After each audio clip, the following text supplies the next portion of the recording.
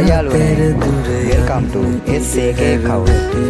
ඔන්න SAK අද මේ අපි යන්නේ අපේ මොහොත කෙනෙක් වගේ ගෙදරකට ආදරණීය ඕඩර් ගොඩාක් දුන්න ගෙදරකට තමයි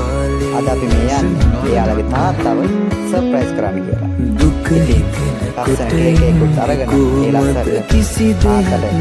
ලස්සන ප්‍රසන්ට් එකක් අරගෙන තමයි අපි මේ යන්නේ ඒ ආදරණීය තාත්තව බලන්න එයාලගේ ගෙදරට ඉතින් අපි යනකම් ඒ තාත්තා දැනන් හිටියේ නෑ එයාලගේ දුවලා පුතාලා ඒ තාත්තට මේ වගේ දෙයක් කරනවා